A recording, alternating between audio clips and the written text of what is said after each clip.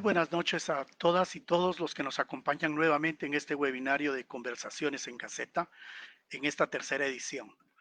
Estamos verdaderamente complacidos con su interés en este espacio reservado para el sano intercambio y el enriquecimiento cultural, en el cual ustedes pueden participar enviándonos sus preguntas y cuestionamientos por la vía de Facebook, así como compartirnos si tuvieran alguna temática de su especial interés. Como en toda actividad humana, vamos aprendiendo sobre la marcha con la mejor de las intenciones. Rogamos nuestras disculpas a quienes estuvieron en la hora anunciada, pero tuvimos un problema técnico acá con Facebook precisamente.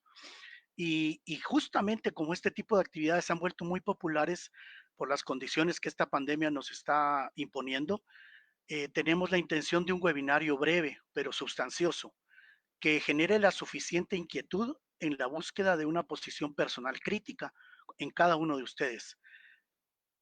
En la primera de nuestras conversaciones tocamos el tema de modelos matemáticos, llegando a la conclusión de la importancia del fortalecimiento institucional en el Estado como una base para el desarrollo. En la segunda oportunidad nos adentramos en el tema del sector salud que tanto nos preocupa actualmente.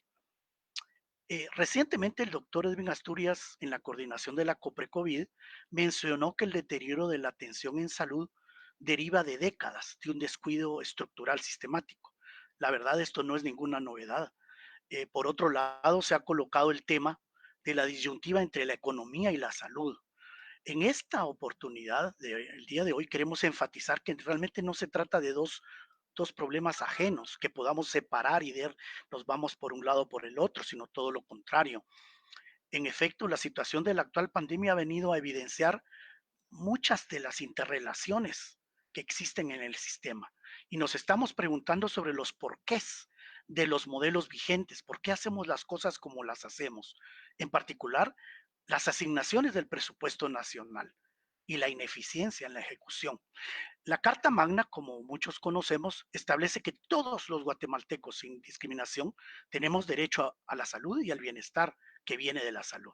Quiero presentarles a nuestros distinguidos invitados que el día de hoy nos están haciendo este gran aporte. Tenemos a Lucrecia Hernández Mac, es médica cirujana, salubrista y política guatemalteca, activista de derechos humanos y feminista también. En julio de 2016 se convirtió en la primera mujer al frente del Ministerio de Salud. Es consultora, ha sido consultora de la OPS y la OMS y actualmente es diputada por el Estado Nacional, siendo una de los 7 diputados de la bancada del Partido Movimiento Semilla. Tenemos a Walter Orlando Figueroa Chávez. Él es economista senior en ICEFI, a cargo del área de presupuestos públicos y derechos humanos.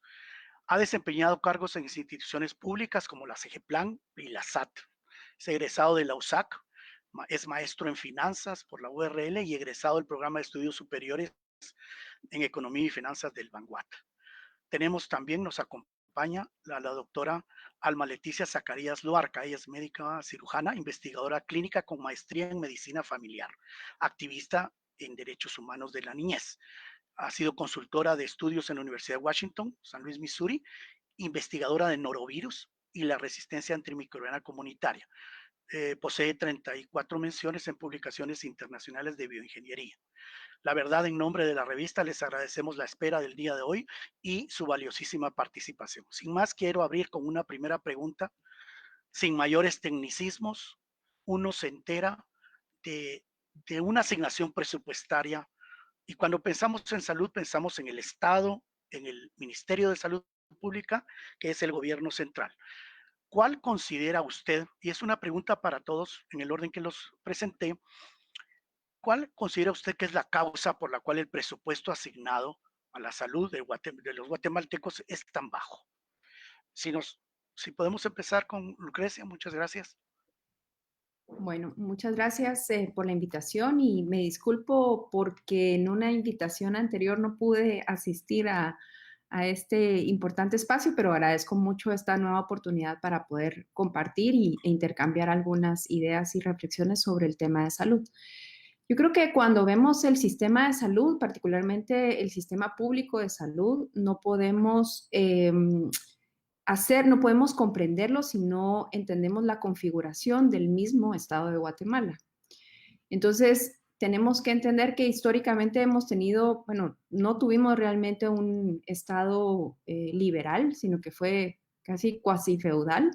Posteriormente no tuvimos un Estado social como tuvieron otros países o un Estado del bienestar, sino lo que tuvimos fue un Estado contrainsurgente, que lo que hacía era que ante las demandas políticas, sociales y económicas, en vez de responder con políticas sociales y económicas, lo que hacía era responder con represión política. Entonces, nunca se construyó un Estado dirigido a formular y ejecutar políticas sociales. Y posteriormente, cuando este Estado contrainsurgente finaliza, lo que nos encontramos es con una modernización del Estado. Era un Estado neoliberal en donde el Estado juega más un papel de apoyo, ¿verdad? O un papel paliativo de atención a esas poblaciones consideradas vulnerables, ¿verdad? O sea, y empieza a pensarse en un Estado que brinda servicios pobres a los pobres. De esa manera se desdibuja esa idea de un Estado para garantizar derechos y se mira la salud como algo que o es una mercancía, ¿verdad? Que compran clientes o consumidores, o es una caridad, la caridad pública, ¿verdad? Que reciben los beneficiarios o la población pobre. No así un Estado que brinda, ¿verdad? Que garantiza los derechos, como el derecho a la salud, a una ciudadanía o a personas que pues, gozan de estos derechos por el simple hecho de ser personas.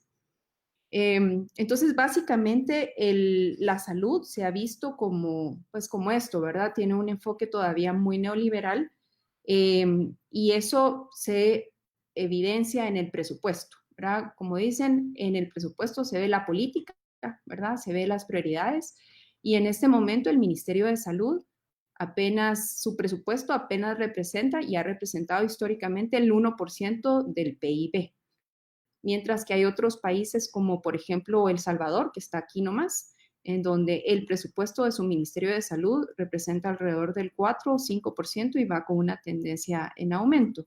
Ese presupuesto del Ministerio de Salud, a la hora de sumarlo con el presupuesto del ICS, pues ya representan un 2% del PIB, pero lo que recomiendan en general los organismos de salud, los organismos mundiales de salud, es que para tener realmente una cobertura universal y posteriormente acceso universal a la salud, cada país debería estar gastando alrededor del 6% de su PIB en un sistema público, ¿verdad? Entonces esa sería como la respuesta de un minuto de inicio. Posteriormente podemos ir hablando de eso. Muchas gracias, Lucrecia. Walter, ¿cuál sería tu perspectiva respecto a esta misma situación de por qué un presupuesto bajo? Todas y todos los internautas. También no quiero desaprovechar la oportunidad para saludar el hecho de que en este panel virtual haya dominio de las mujeres. O sea, eso es muy, muy saludable.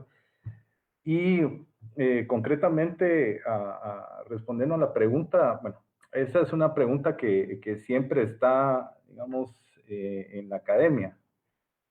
Y generalmente la respuesta que siempre la academia da es precisamente, bueno, ya lo adentraba eh, la exministra, está en función de la configuración histórica del país.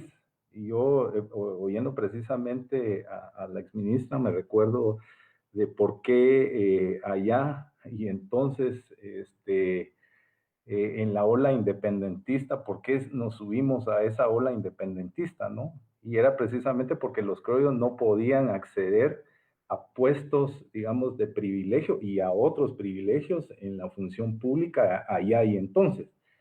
Y ahí rápidamente uno ve, por el desarrollo histórico que ha tomado el país, el hecho de que en esa en primera instancia, aquellos independentistas dieron al Estado, vieron la cosa pública como un botín, y eso se sigue replicando hasta nuestros días.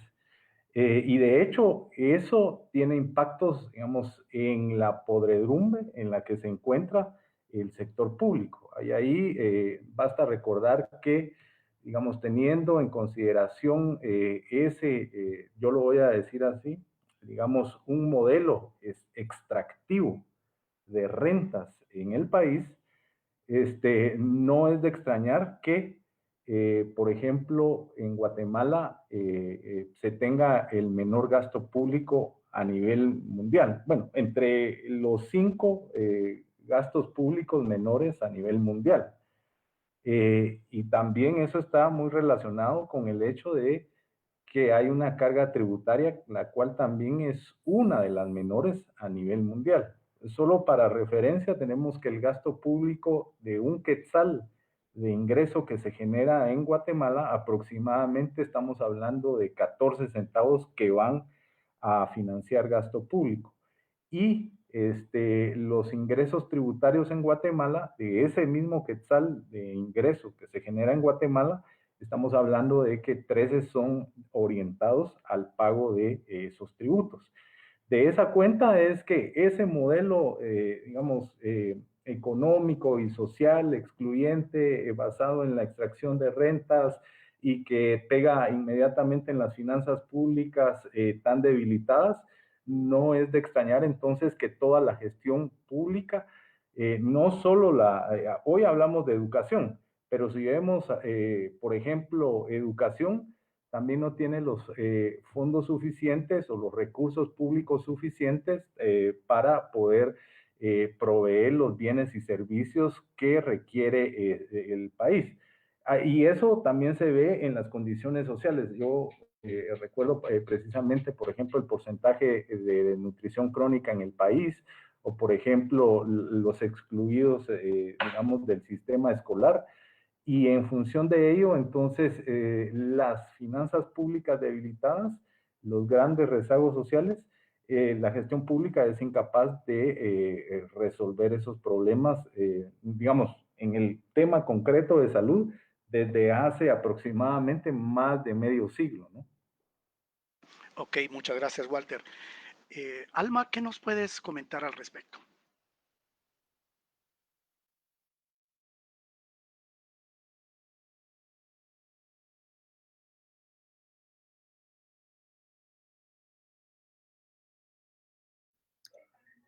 Alma, No te creo que esc- tiene el micrófono apagado.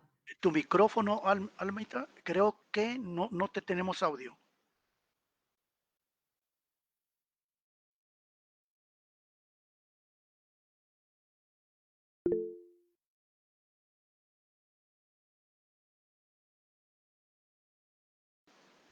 Yo no le escucho, ¿ustedes la oyen?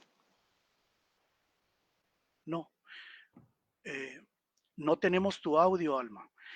Fíjense que yo quería comentarles en lo que logramos el audio de la doctora Zacarías. Sí, quizá pruebas desconectar tu video, así liberamos parte de la congestión ahí.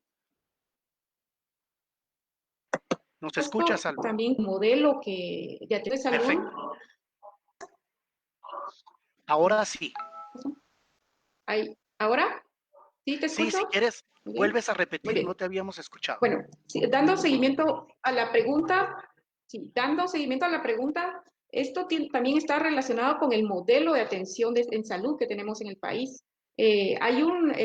Las concepciones de salud en diferentes momentos históricos que hemos concebido dentro del país ha tenido un papel determinante y dentro de estos, recuérdense que nosotros eh, estamos embalajados en un modelo de médico hegemónico, un modelo biologicista. Como bien lo mencionábamos anteriormente, es un modelo de extracción y que ha ido determinando de alguna manera que el presupuesto vaya de acorde, digamos, a la inversión que los gobiernos cada vez lo ven en el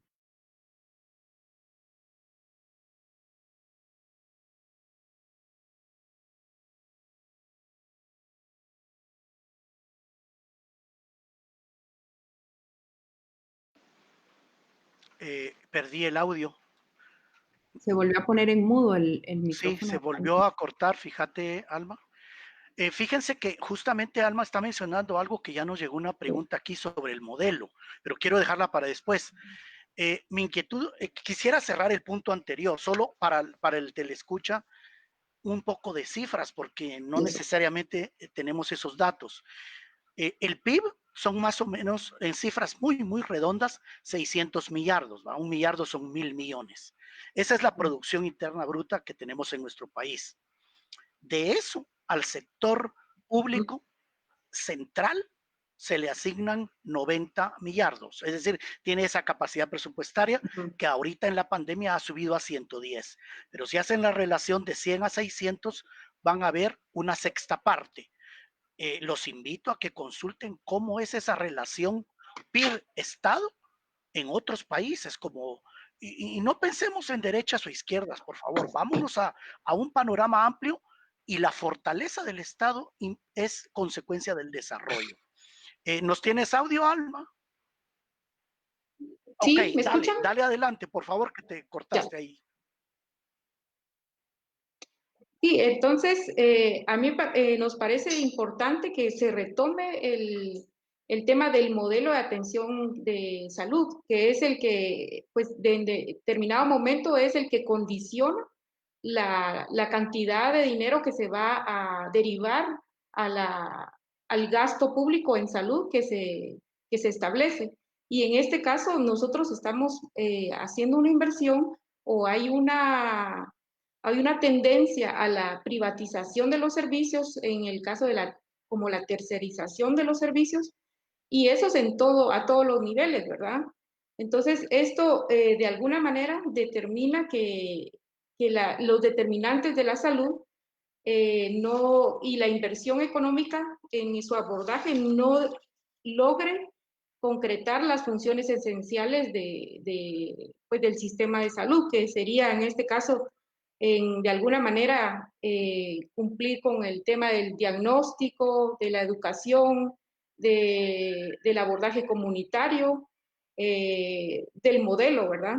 Entonces, este me parece a mí que es clave en el proceso de determinación de la cantidad de dinero que se pueda derivar.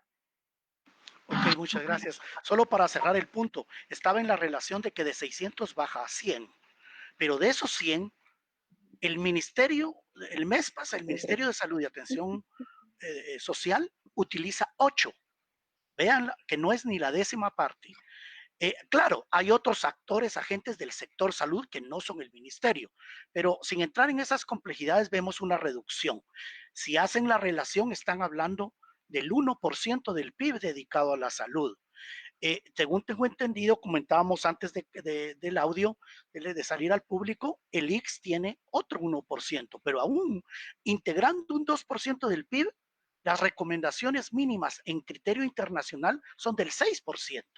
Estamos hablando de que salud debería tener mucha más, digamos, dirección presupuestaria. Ahora viene el otro punto, que es el que voy a abordar, que es la ejecución. Pareciera que no es solo asunto de tener más plata, sino que hay un problema ahí que ya ahorita Alma mencionaba con la tercerización.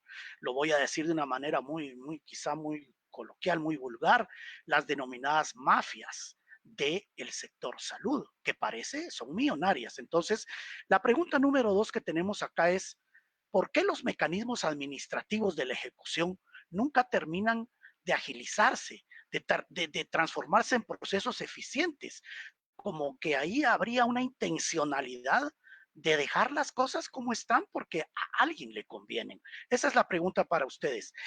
Miren, vamos a ir haciéndolo breve porque ya nos están llegando las preguntas del público. Gracias.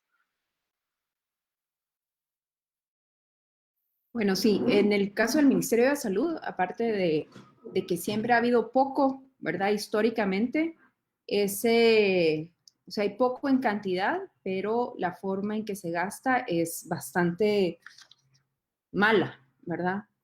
Estas ineficiencias o estos problemas para ejecutar o para ejecutar correctamente tiene varias dimensiones, ¿verdad? Por un lado, tenemos que ver que es muy difícil, por ejemplo, llevar o conducir un ministerio de salud si no se sabe a dónde se quiere llevar. Como dice un amigo, ¿verdad? Cuando uno sabe a dónde va, cualquier camioneta lo lleva.